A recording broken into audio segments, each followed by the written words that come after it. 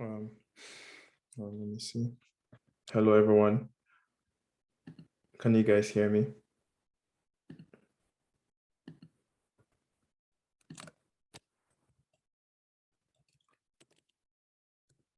Okay. Yeah, so let's wait for some few minutes and then see whether we can have.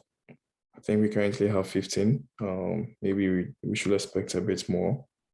So if you guys can give us a minute or two, that would be great.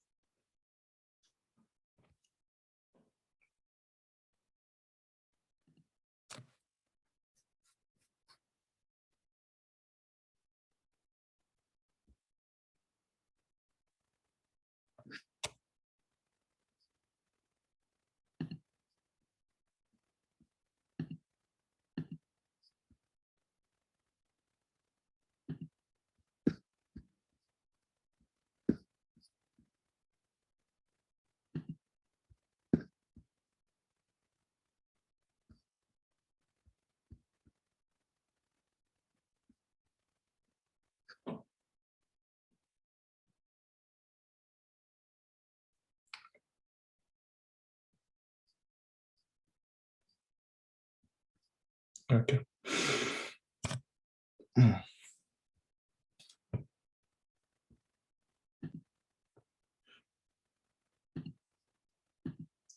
Okay, good morning once again.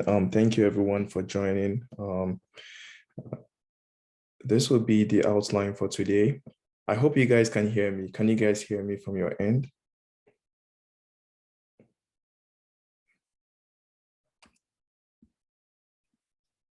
Okay, good.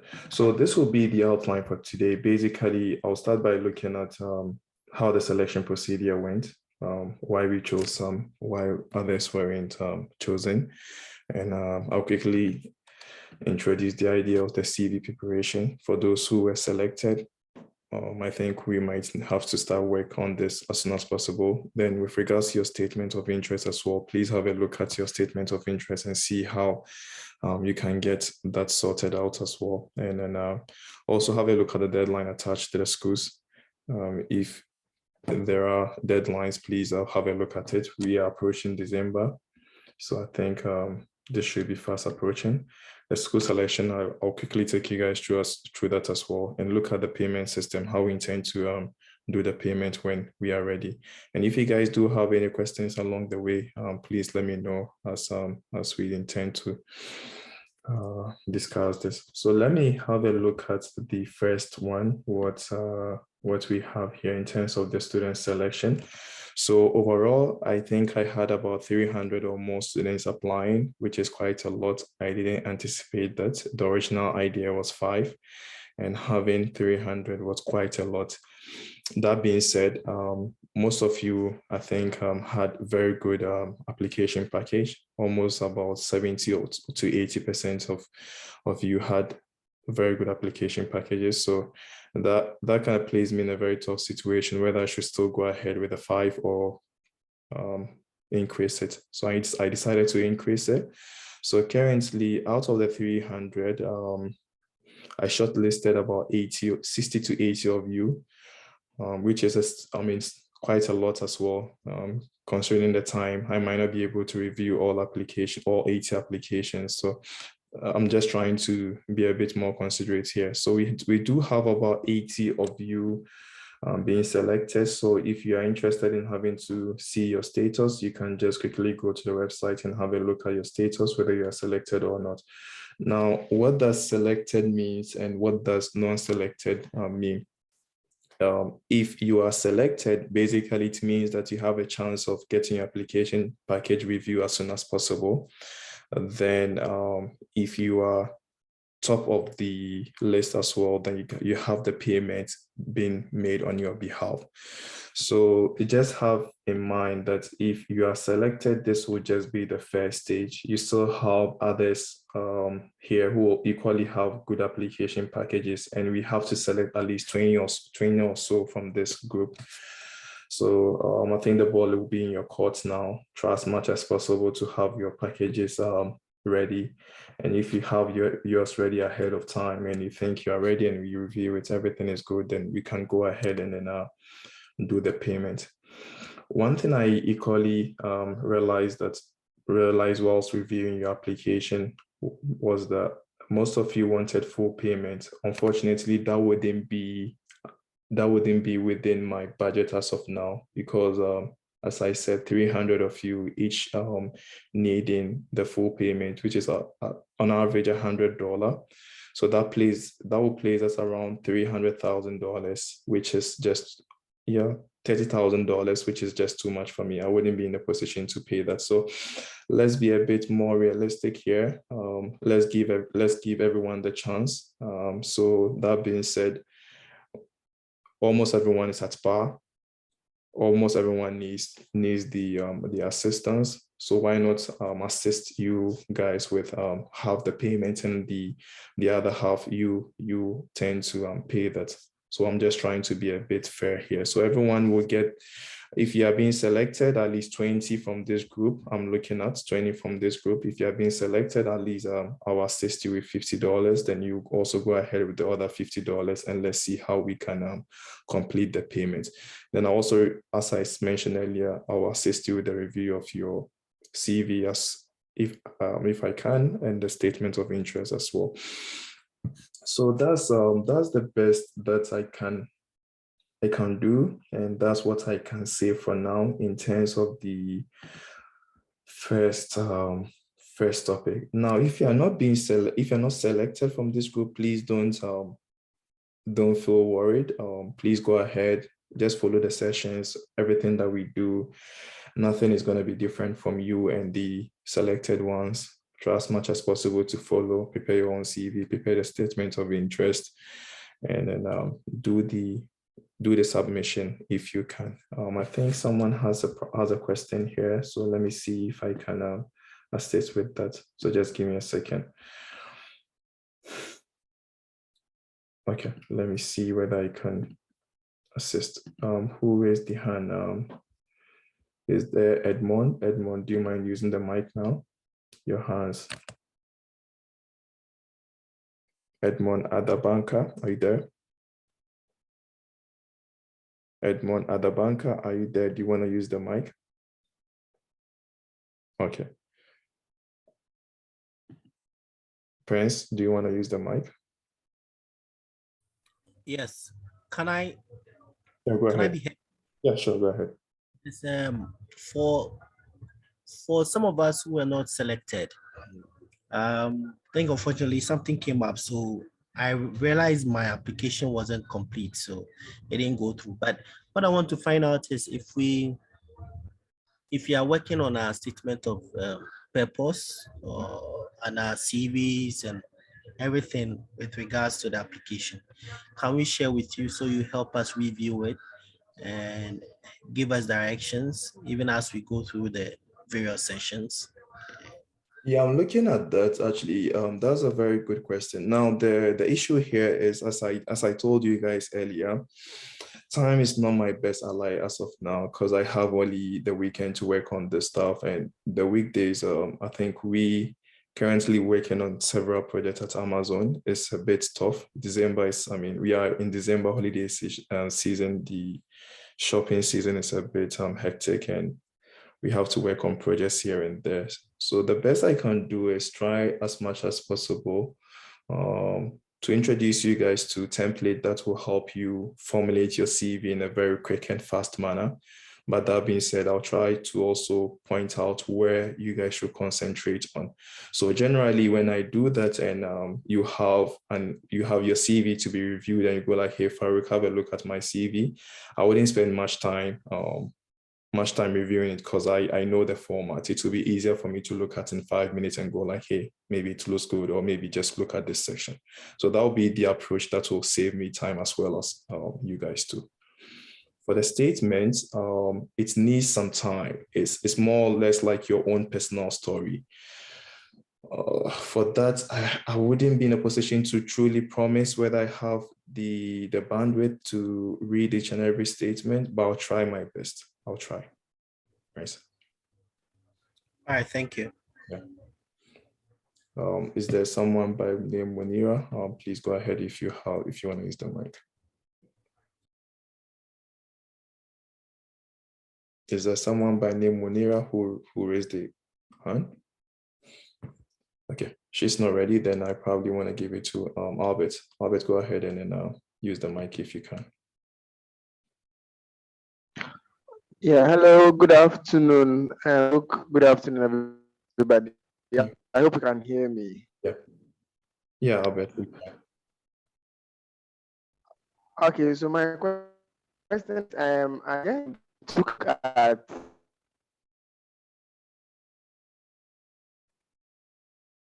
Fraser in that a candidate who wants to get into the program to abstract, find out, and the person used that of his or dissertation or that's it during grief. Albert, sorry, your line is breaking. Do you mind probably coming back again with your question? Let me move to Gifty. Okay. To you. Yeah. Okay. Gifty, do you mind using the mic? All right.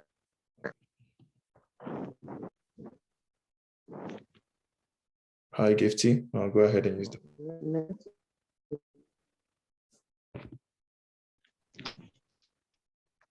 Hi, Gifty. Hello, please, can you hear me? I can hear you now. Yeah, go ahead. Okay. So please, I want to find out whether statements of purpose and personal statements, whether they are the same or two different things. I think is technically the same. I've never come across the situation where schools will be asking the two at the same time. I think it's just the framing, unless of course someone has a different opinion. Statement of purpose or statement of interest are just the same. Okay, I'm asking this because I was applying to some school and they requested for both. So I was confused. I've never come across that. I think that's a bit unusual. Which school is that? Michigan Tech. Oh, that's in the US. Yeah. That's a bit strange. Yeah. Ideally, statement of purpose and statement of per my understanding. Yeah. So Thank you. No problem. If there are no questions related to the selection procedure, I might want to just quickly move on to the next question, the next agenda for today. So let me quickly go ahead and have a look at what we have for today per the CV preparation. So this is what I think we should find ourselves preparing us of this stage, your CV. And what I realize is most of us do have different formats for our CV. And as I pointed out earlier, some of us also do prepare our CV in a Word format, which is I mean, a bit difficult to probably format it, and also presenting it might be difficult for someone to read. So to have a very uniform CV, I think I will encourage you guys to use this template here, which I pointed out earlier in our discussion, which is the overleaf. So if you go to my website, can you guys see my screen, if I may ask? I'm not sharing the screen, I guess. Yeah. So yeah, I hope my screen is up now. Yeah. So if you go to my website, this is a seminar, or basically a talk by Professor Solomon as to how to prepare a CV. But just beneath it, you tend to see that there is this template here called LaTeX. And I encourage everyone to learn LaTeX, especially as you go to grad school. You might require it for, typing and writing equations and having a very good format for your thesis and all that. So LaTeX is a very powerful tool. And those interested in getting a very standard CV, just go to my website and click on this guy here. Now, when you click on it, you tend to see several CV formats. And how does it work? It's a very simple process. If you don't have a LaTeX, if you don't have any LaTeX account, the best approach is to just go get Google and open it via Google. It's very easy to open. Now you can see that we have several CV formats here. You choose the one that you think best suits you, but don't be too much fancy. And yeah, so there are several formats here. There are as many as God knows how many. So you can choose any format you think works for you. So let's go back to the previous one that we saw. So if you're interested in the very first format, for instance, you can just quickly click on it. You click on it and you click on this guy here, which says open as template. If you open as template, it just goes basically to your account.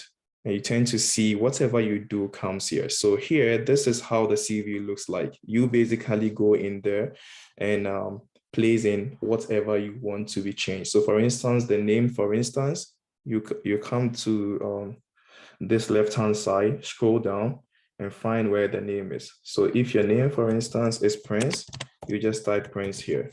As soon as you type Prince, just click on the compile. You tend to see that Prince comes up here. So you are just changing as you go along. And there isn't any difficulty in formatting this CV. Your education, everything, X university, change it to the university of your choice. Bachelor of X, change it and keep on going. And this is more of a standard CV as I indicated earlier. So any format at all you want, you might just want to use this approach, which makes life easier for you. Now, let me pause here. If anyone has any question on this LaTeX, please let me know. If there are any questions in the chat as well, I'll try as much as possible to see. I might have, you mentioned a word, is it LaTeX? LaTeX, yeah, LaTeX. So when you launch onto Overleaf, yeah, that's where you find the LaTeX. Yeah, so the easiest approach is if you're new to LaTeX, just use this guy here. Okay. Yeah. On the platform. Yeah. Okay. All right. Thanks. Sure. Any additional questions, guys?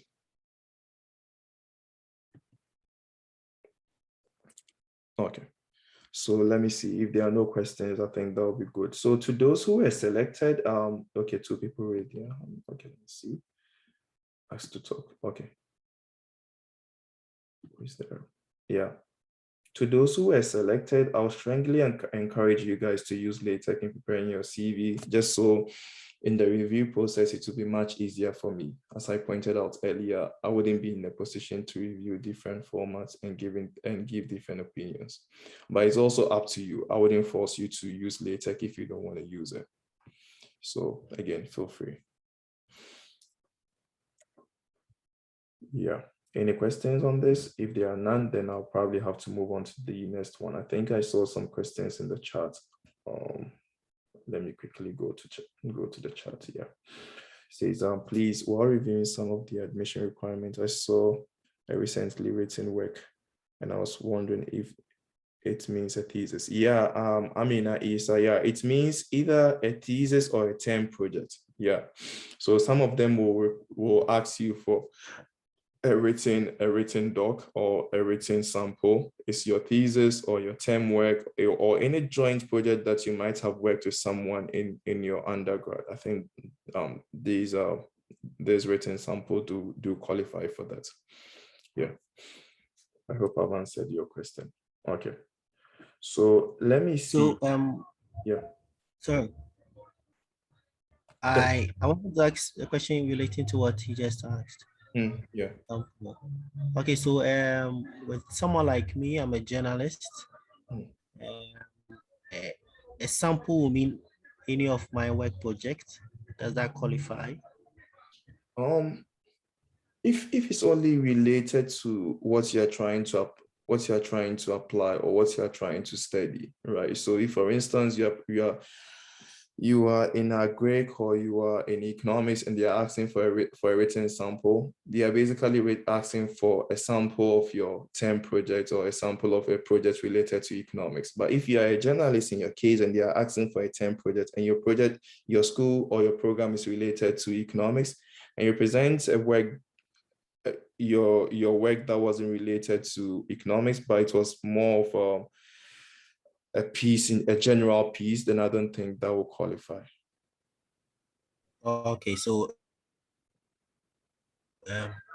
for instance, I do stuff around agric.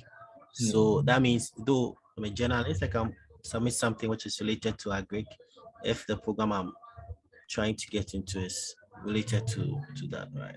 Yeah, it might.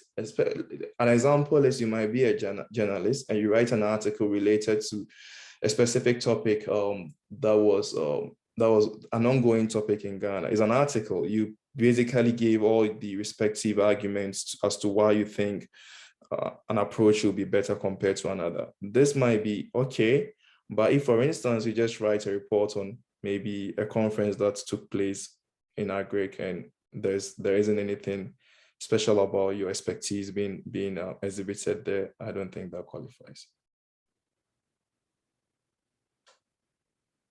All right. Yeah. I'm getting it. Yeah. Okay, so if there are any questions, please feel free to ask. Please, I saw an abstract as part of my application requirement. I want to ask, can I use abstract for my final undergrad dissertation for that? Oh yeah, if you are moving directly from undergrad to grad and they are asking for an abstract, I guess that's only material that you might have at that point in time. But again, instead of just an abstract, you might just want to give a one-page definition as to what really went on, because an abstract is an abstract and it might not necessarily capture what the whole paper entails. So maybe a written summary might help as well, in addition to the abstract. Okay, I hope that helps. Okay, so that being said, let me quickly move on to the next one. So the next item on the agenda. So for the statement of interest, I really wanted to give you guys a sample of my statement of interest for you to see how to write one. But I've been advised against it because there's a tendency for some to just plagiarize it, and that wouldn't be good. So unfortunately, I think that was a good advice, and I wouldn't be in a position to give you guys a sample of my statement of interest. But what I would like to say here is there are other avenues. Yeah, Albert, yeah, that's funny, but I think that's true as well. I think that was a good advice. There are other avenues that I think you might rely on in writing your statement of interest. So there are a few here. If you don't mind, to those struggling with how to write statements of interest, I think this might be a good place for you to probably start looking at. There are good samples here for you to see and write something about your own self. these are good samples. If you guys prefer, I can send you this link for you to see what a statement of purpose might look like and how to write one. High level, what I would like you guys to really have within your statement of interest is to highlight your strength and potentially use your weaknesses as part of your strength, just like what I mentioned in our first meeting. And also research on the school and get to know why you are applying to the school as well. I think everything might be captured here. If you guys need any additional guide, please let me know. Hopefully I can be of help. Now, one thing I think I should advise you to do is how to use Google. When you start writing your statement of interest, sometimes there might be some errors here and there. What I think you should rely on is, I think Google is a very powerful tool in the first place. What you might want to rely on is this whole idea of docs under Google. It's basically like a Word doc, and it helps with formatting, as in capturing all the errors that might come your way. So please use this doc, right? In the doc, when there are mistakes, it will capture the mistakes for you, better edit it, read it several times, send it to someone to read it, get it back, polish it, then finally present it to me. If you think you are done with your package, then I can have a look at it quickly, and then I'll continue with the next stage. So there are two things you need to do as of now: your CV, and I think I've indicated where to get a good template as to where to write a good CV, and your statement of interest. Now, there are tendencies of we committing errors here and there. I think using a Google Doc might help. I mean, others do use Grammarly and the rest. If you have that will equally help. But you can equally use your colleagues to help you review your statement of interest. Another idea here is, if you're writing your statement of interest to the females, I think a powerful, the storyline is you might not have the same opportunities compared to males, given where you are coming from. Maybe you're coming from Ghana and girl child education is not something that they take really serious. Now, if you've been able to make it this far and finish undergrad and you are now trying to pursue your master's, I think this is a time that you might also want to mention some of the struggles that you do encounter as a girl child in that part of the world. Now, these are things that you can probably mention. Others do have different stories. Perhaps you are probably the only one in your community or in your village to have come this far. It's about time you continue with your studies. So this is a time that you highlight those stories. So everyone has a different story, and I wouldn't be in a position to tell the story for each and every one of you. I think this is a time that you should come up with something really strong for them to really consider your application. So let me see if I can answer the questions that came in. Yeah, so I think you guys are requesting for the link. I'll surely do that. I'll send it right away. And what's the next question? Is there anyone with any other question in there? Please, if you have question, just raise your hand. Hopefully I can answer.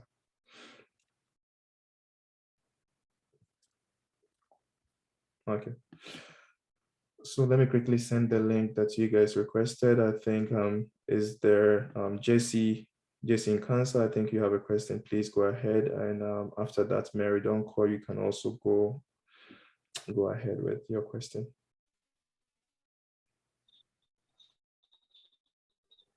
Yes, hello, can you hear me? Yeah, I can. Jesse, go ahead. Yes, thank you very much. I actually had a question, but I think you kind of answered it, but I wanted to confirm. Yeah. You recommend using Google Docs, but I have a Microsoft 365 subscription, and I want to know, comparing, I don't know if you have any idea, but comparing Google Docs and Microsoft Word, do you think one is better than the other? I don't actually think one will be better than the other. I think the reason why I mentioned Google Doc is it's probably free, and it might be easy to access. And also when you are writing it, you can send a link to a colleague to equally to equally help you with the editing along the way. So that makes Google easier for me. But I don't know about the Microsoft situation. I don't know how shareable, if that's a word, how shareable it is. If it is, I think that should be fine as well. Others do use Grammarly, and yeah, just Okay. make sure you cover your tracks. Yeah. Sure. Thanks. You're welcome. Mary Donko, go ahead. Yeah. Am I muted? Hello.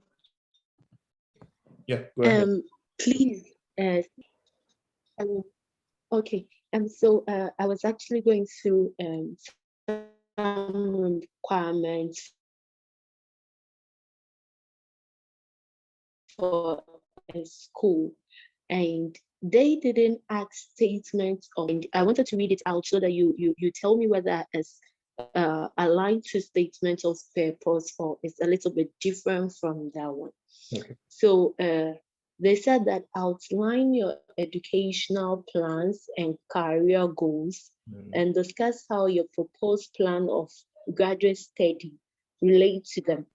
Yeah. Some of discussion might include specific attributes of the program at that school that led you to believe that their graduate program is appropriate for you, and it will help you achieve your professional objective within that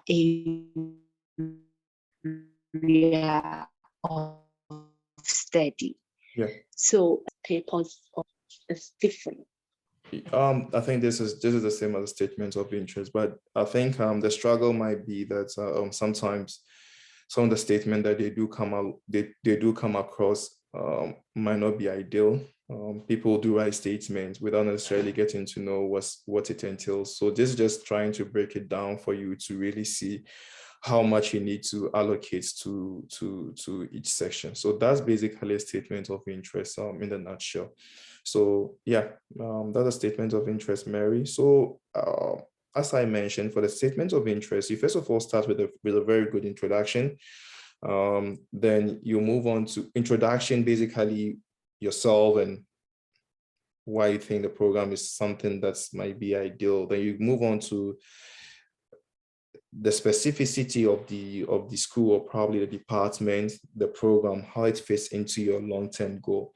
Yeah, so it's rather unfortunate that I couldn't share my statement of interest with you guys, but you might have realized that some of the things in there are just the same as what you pointed out, Mary. Yeah, so it's just a statement of interest. So you guys requested I share the link with you. So let me quickly see whether I can do that right away before I forget. Is there anyone with any additional question in there? Please feel free to raise your hand if you do. Any questions in there, guys? Just to say that I've realized that the personal statement varies in so many ways. I've searched a couple of schools, and one that I came across is asking that they give specific topic to write about for the personal statement. So for instance, this one is saying you should write, discuss what's leading for the greater global good means to you. So that's what they're asking for one to write with regards to the personal statement, and describe your professional aspirations and how the program will achieve your goals.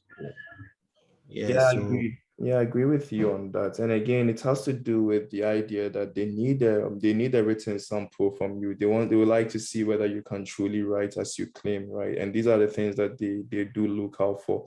And one thing I should equally mention here is some schools will require you to present a statement of interest.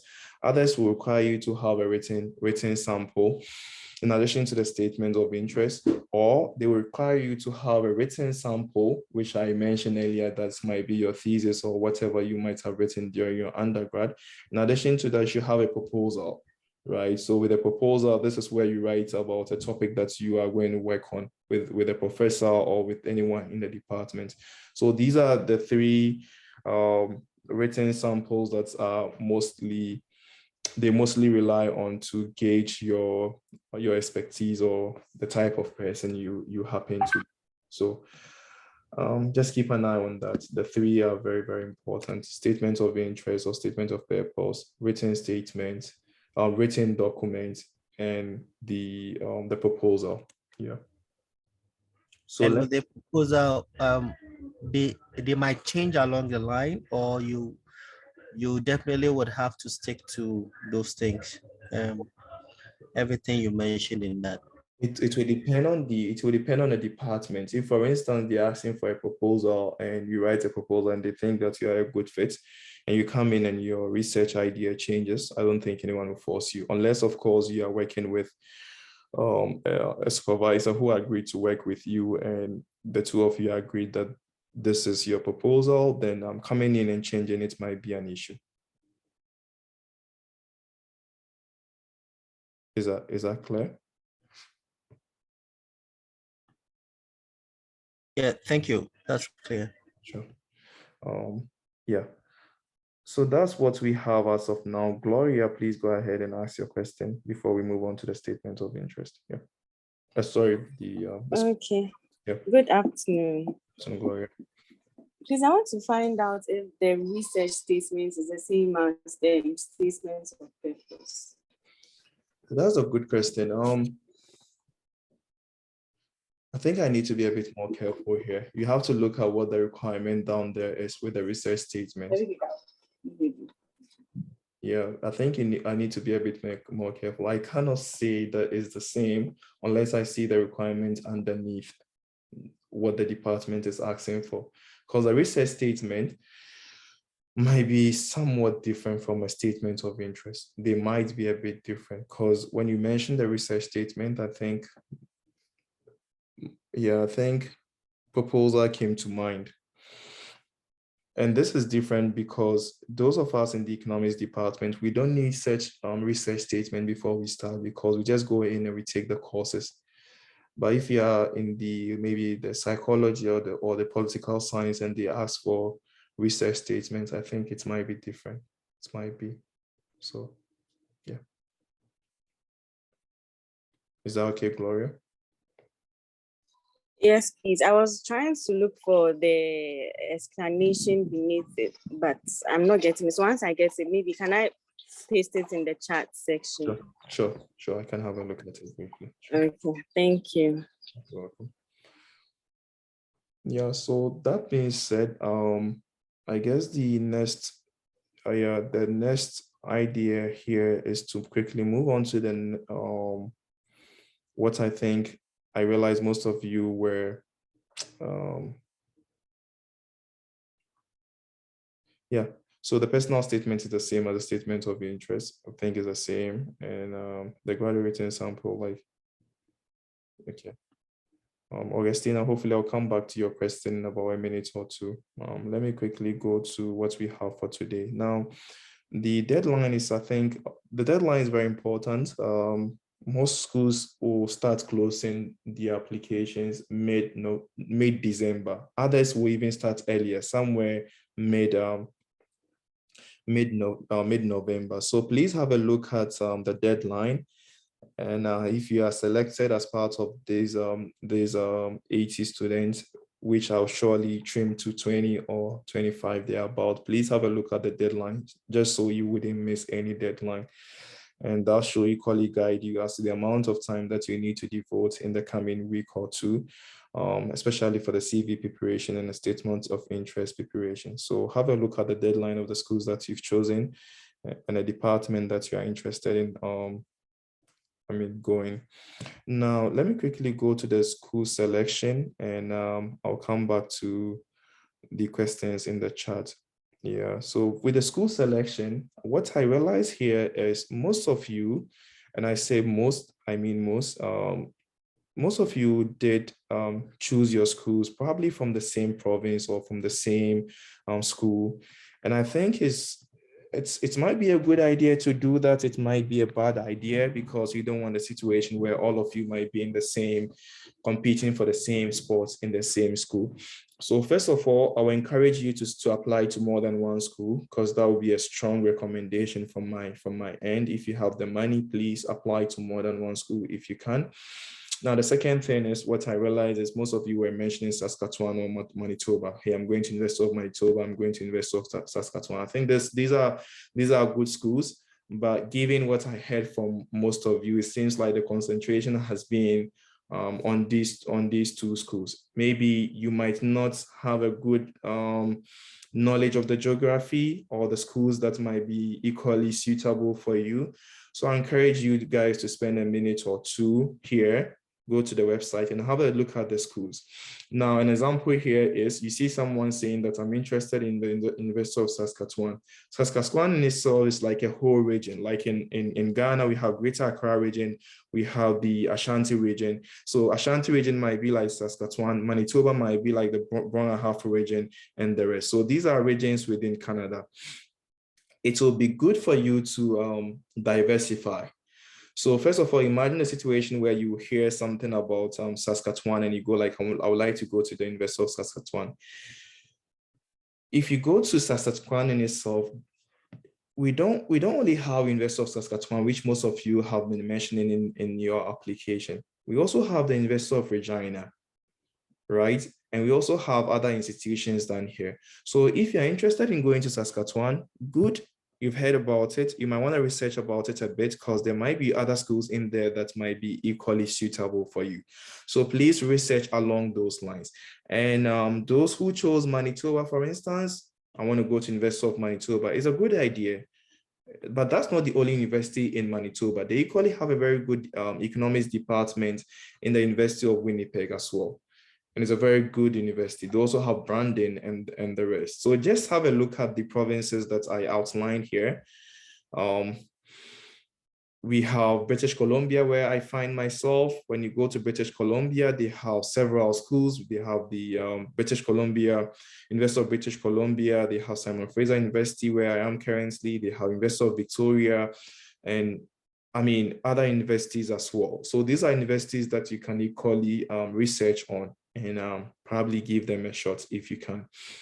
So yeah, so when you are selecting the schools, I think I would strongly recommend that you go through the breakdown of the provinces that I listed here, or the regions that I listed here, and make a call, provided that I'm giving you guys a strong recommendation to apply to more than one school. If you've already chosen one school that you think best suits you, it will be a good idea to equally look at other schools here and see whether you can probably give them a try and see whether you can get there. One thing you can equally, the advantage here is also that some of the provinces, like maybe the Northwest, maybe the Yukon, and some of the colder provinces like the Prince Edward Islands and the rest, we don't have most people going there. So when you get an admission and you go for the visa application, I think, I'm not saying for sure, I think your chances might be higher because they need more people there.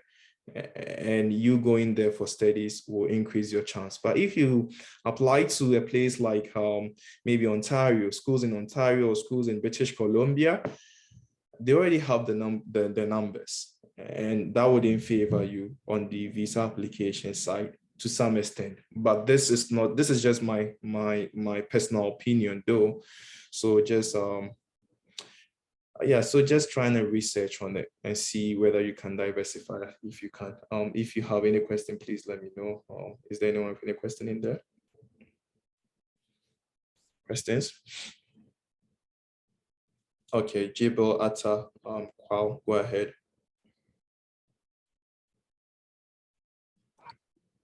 Hello. Yeah, Jibel, go ahead. Okay, Doc. Please, my question is to be with the deadline. You know, some of us, our program of choice, we need to find supervisors for the supervisor to agree to supervise us before we can place in our application. Yeah. And looking at the deadline and stuff, I, for instance, I've written about 30 Jebo, are you there? To professors and Jebo, I think your line is breaking. a positive response. Do the deadline also applies to us? It's like invest like Newfoundland. Immediately, hello. Yeah, I think there was a bit of a break in your line. I couldn't. Yeah. Yeah. Hello, Doc. Please, can I ask the question again? Yeah, try. Give it a try. Yeah, go ahead. Go ahead. Feel free.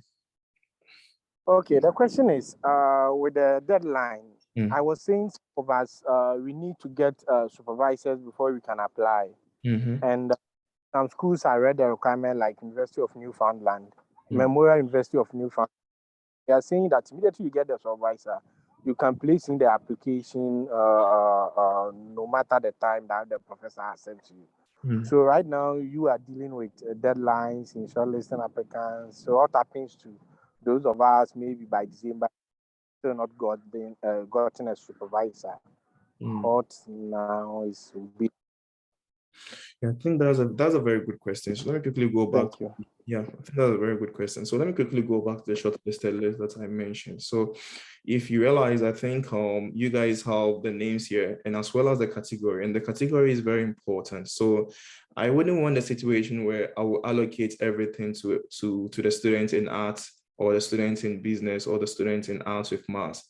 So ideally, what I'm trying to do here is allocate 5 in each of the categories. So if you are within the science, if we have the sciences, I will try as much as possible to allocate like 5 spots to students in the sciences. The same thing will apply to those in the arts and those in the business, as well as those in arts with math. So if you are in the sciences and this problem is unique to everyone within the sciences, then we probably might just want to hold on to it. There's no need to rush. But if you are within the sciences and someone is ahead of you, the person has been able to get to a supervisor and is ready to go on with the payment, then I think that might equally affect you in a way. I hope I have answered your question.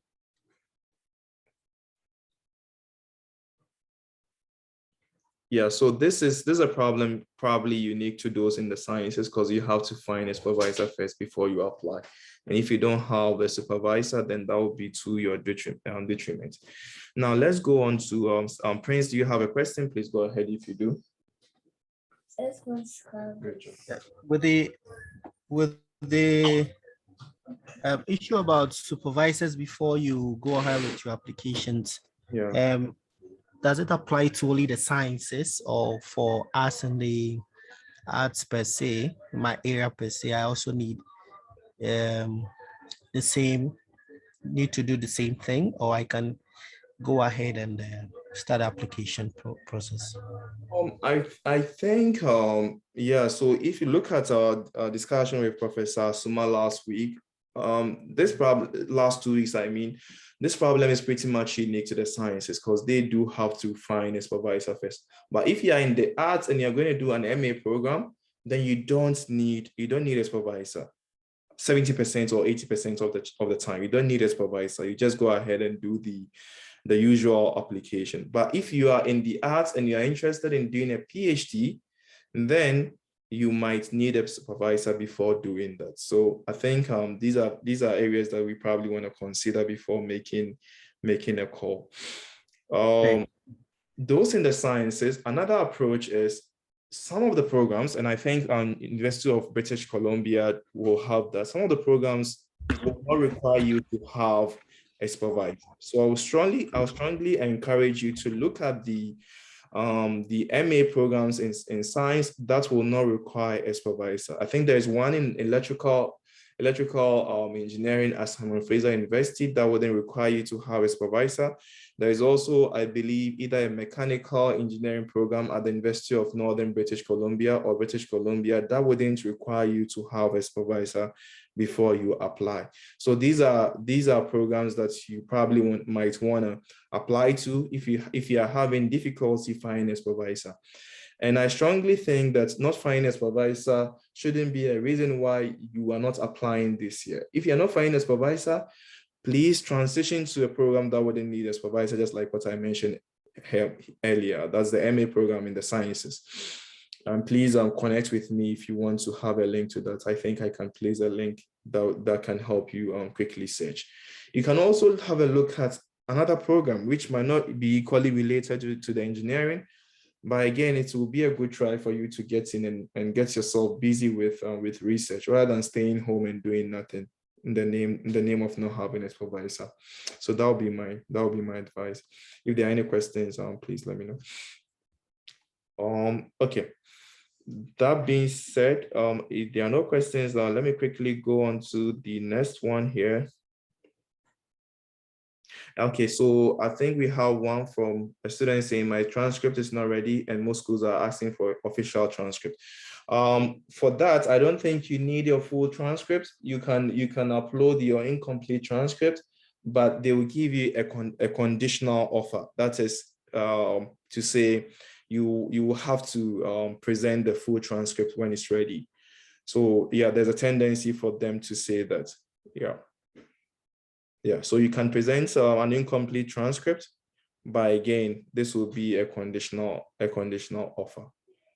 And it also depends on how strong your application is. If your transcript is not incomplete compared to a more complete one, then I think they might give, yeah, you might be at a bit of disadvantage. Now let's go on to the next one. Now with the payment, this is what I intend to do. As I pointed out earlier, most of you had, excellent applications, and I wasn't able to stick to the 5 that I started with, and I have to increase it to assist as many as I can. So right now the budget here is for each category, I'm allocating somewhere between $200 to $300. So if you are within the arts with math category, if I allocate $300 and I say that, hey, everyone should get a full payment, it means I'm just going to capture 3 people within that category, which I think might be a bit unfair considering those who apply. So if I allocate $300, I strongly think I should go with a partial payment where I will try as much as possible to assist 6 people. So with the 6 people each receiving $50 payment, at least they can equally pay for the other 50, and that will help with the application as well. So trying to give you guys a bit of a balance in terms of the payment. So for the payment, I strongly feel giving everyone a chance is the most suitable approach. And in so doing, I think when you are selected within your category, I might want to go with the $50 payment. There might be one exception though. There is one student who had almost all A's in their transcript, or almost all A's. So in her case, I think I should keep the promise of the $100, but with others, everyone else, I think we should just go with a 50-50. When you are ready, we just go ahead, do the payment, and off we go. Since you're 50, you go with the other 50, and it's easy that way. Now, if you are not part of the selected few and you want to go ahead with the payment, you can still contact me. And what I can do here is I can take away the taxes for you, because everything that you do here, you have to pay the tax. So I can take away the taxes for you. Then I'll pay the taxes for you, and then you do the actual payment. So if it's $100, most likely you might want to pay a tax of $12 on top of it. So maybe I can assist with that. And with the transaction fees as well, me coming in to use my credit card and do the payment, I think I will cut you some transaction cost compared to you doing the transaction directly from banks in Ghana, which they will charge you a lot of money. And again, you also have the chance of choosing your own exchange rate. So I think the exchange rate in Ghana, if you want to pay directly from the banks in Ghana, they will charge you too much. Now, considering the fact that I remit money home, and I know the exchange rate is much lower from this end, which is around 4.5 or 4.7, it might be ideal for me to go like, hey, I'll do the payment for you. You choose your interest rate that you think is favorable. After you agree, then you send the mobile money to an account that my sister's account or Shafiq's account or any trusted person's account, just so you can complete the transaction. This will be a way of saving some costs from your end. So that's what I would like to probably say on the payment side. So if you have any questions on that, please feel free to ask. Any questions in there, guys?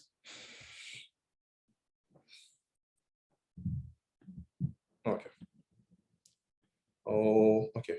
I think yeah, good.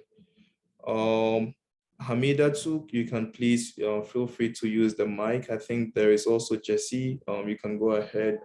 There's also Prince. You can go ahead. Yeah. Anyone? Yeah. Feel free, guys. Go ahead.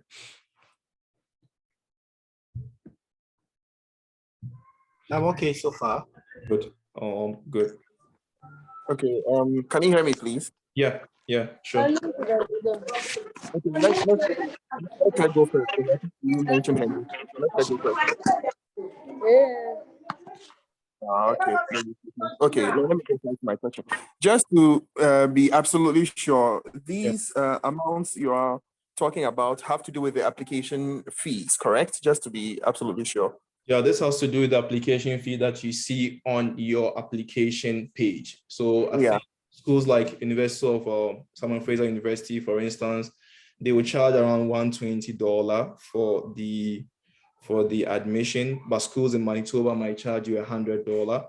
Remember, I'm not charging anything for any of the services that I'm providing, nothing. Okay, so I'm not going to take any money from you. So when you are done with your application package and you think you are solid to go, they'll ask you to do a payment. And with a payment, they need a credit card, right? So here you can quickly organize a Zoom meeting. Then I can go with you. Then I use my credit card, do the payment, and off we go. So remember, I'm not charging for anything. Everything is coming from my end. And if anyone is to come to you guys and go like, hey, you have to pay this, please and please again, never pay anything from your pocket. Thanks a lot. Sure. Hello. Yeah, go ahead. Hello, please. I want to know from the list you sent to us, Fauzia's list and Farouk's list, if your name happens to be mentioned on both lists, what does it mean? Oh, it doesn't mean anything. So I think, as I pointed out earlier to you guys, most of the applications that I saw were very solid. And I shared it with a colleague of mine who happens to be Fauzia, and she basically said, given that I don't have the time, she can equally assist me with the other review, and I can, so the payment, the money will be coming from my end. I will assist with the money as well. But in terms of the to review CVs and statements of interest, this is a very busy season for me, so she can assist with that. So that's her list. But if you happen to be in both lists, I wouldn't be in a position to pay both $50 and partial payment. Only one. When you qualify for one, that will be rest, and the rest you probably might want to fetch it from your pocket. Yeah. Okay. Yeah. So I think Albert has a question. Please, I'll be glad if you can share the steps, the payment, in our mails, or with us in our mails. So basically, the payment system goes like, you go to your application, you start your own application, then they will ask for details. You upload. With some of the Albert, yeah. Yes, Kenda, can you hear me? Yeah, I can hear you, but there's a bit of a break in your line, and I probably might want to drop very, very soon. After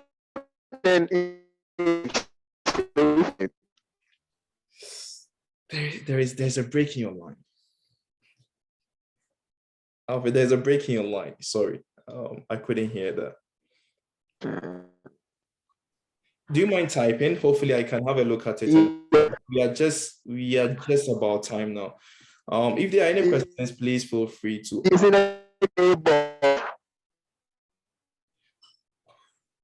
Yeah, sorry guys, I think we are just about time, and I think most of you might have questions with regards to the list. So let me quickly give you guys high level, those who were selected, what we intend to do after this. So please go through what I mentioned here. I'll give you guys a week or two. A week if you think your application will end early December. Please connect with me by next week and go like, hey Farouk, my application ends. I think I'm done. I'm part of the short list. Do you think I qualify for the $50? If that's the case, I'll just go ahead and complete the payment on my side and we finish your application. If your application is not so much in a rush, I will encourage you guys to take at least 2 weeks to finish everything. Then we'll have our meeting in the next coming week or two. I'll communicate that to you guys. We also have the WhatsApp page that I created. If you're not on the WhatsApp page, please let me know. I'll try as much as possible to include you for more direct communication rather than the mails going to your spam. That being said, I think, yeah, so that's mostly about it. If there are any additional questions, please do that via the email or via the WhatsApp group. Hopefully I can answer. And again, nobody's charging for anything. Everything is up to you. You go to your application page, get to see how much they are asking for you to pay. If you qualify, I'll come in, have a look at how much they are asking you to pay. Then I will do the payment and off we go. Nobody's charging for anything. Thank you very much. And I'll see you guys hopefully next week or the week after. Okay, so I'm not on the WhatsApp group, so in case feel free to join. You can just send me your number via the mail. Hopefully I can connect with you. I have another meeting coming up with the other group, so I think this is just about it for today. Is that okay with you? Okay. Bye bye. Bye bye. Bye guys.